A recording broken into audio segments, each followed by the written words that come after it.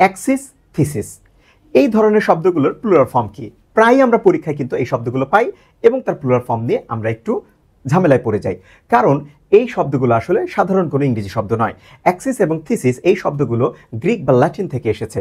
এই গ্রিক বা ল্যাটিন শব্দের সিঙ্গুলার থেকে প্লুরাল করার জন্য কিছু বিশেষ নিয়ম মেনটেন করা হয়।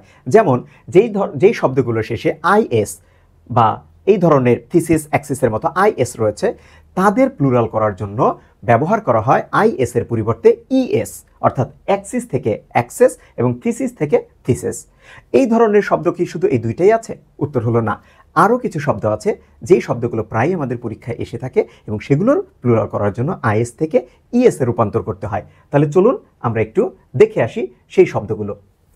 আমরা আমাদের স্ক্রিনে প্রথমে যেটা দেখতে পাচ্ছি সেটা হলো অনেকবার আসা একটা শব্দ, অ্যানালাইসিস। অ্যানালাইসিস মানে কি? কোনো গবেষণা করা অথবা বিশ্লেষণ করা। এই অ্যানালাইসিসটা প্লুরাল হয়ে যাবে অ্যানালাইসিস।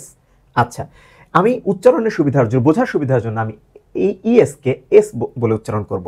অ্যাক্সিস, এটার প্লুরাল হতে পারে অ্যাক্সেস। বেসিস, এটা প্লুরাল হয়ে যাবে বেসিস। ক্রাইসিস, ক্রাইসেস। ডায়াগনোসিস, আইএস থাকলে ইএস, ডায়াগনোসিস। এলিপসিস, এলিপসেস। হাইপোথেসিস মানে কোনো একটা কাল্পনিক কিছু একটা, হাইপোথেসিস। মেটামরফোসিস, কোনো কিছুতে পরিণত হওয়া, ট্রান্সফর্ম হওয়া, মেটামরফোসিস। নেমেসিস, এবং তার প্লুরাল হতে পারে নেমেসিস। নেমেসিস মানে হলো এমন শত্রু যাদেরকে দমন করা যায় না। এরপরে আছে এমন শত্রু বা প্রতিদ্বন্দ্বীকে বোঝায়।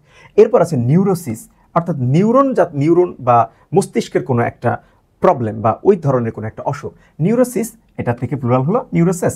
ওয়াসিস, ওয়াসিস মানে কি? মরুভূমির মধ্যে পানির কোনো উৎস। ওয়াসিস, এটার প্লুরাল হতে পারে ওয়াসিস। প্যারালাইসিস, তার প্লুরাল হলো প্যারালাইসিস। প্যারেনথেসিস মানে ব্র্যাকেট যেগুলোকে আমরা বলি, প্যারেনথেসিস। প্রগনোসিস, প্রগনোসিস মানে কি? কোনো রোগের চিকিৎসার পরে যে কতটুকু ভালো হতে পারে, খারাপ হতে পারে, কোন দিকে যেতে পারে, এই সম্ভাবনাকে বলা হয় প্রগনোসিস। এই প্রগনোসিস এর প্লুরাল হলো প্রগনোসিস। ঠিক তেমনিভাবে সাইকোসিস, একটা মানসিক সমস্যা, এটার প্লুরাল হলো সাইকোসিস। এরপর আছে সিনাপসিস মানে সামারি, কোনো কিছু সংক্ষিপ্ত কথা, এর প্লুরাল হলো সিনাপসিস। এবং সিনথেসিস, তার প্লুরাল হলো আমাদের সিনথেসিস। এবং থিসিস, গবেষণাপত্র, তার প্লুরাল হলো আমাদের থিসিস।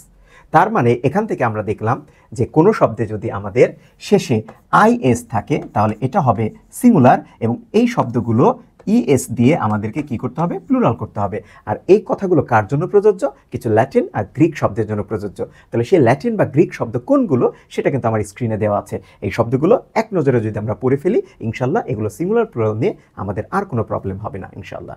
তাহলে এই ভিডিওটি ভালো লাগলে অবশ্যই শেয়ার করবেন এবং আপনার বন্ধুদেরকে এই ভিডিও সম্পর্কে বলবেন, এবং পরবর্তী ভিডিও দেখার জন্য আমাদের চ্যানেলটি সাবস্ক্রাইব করবেন।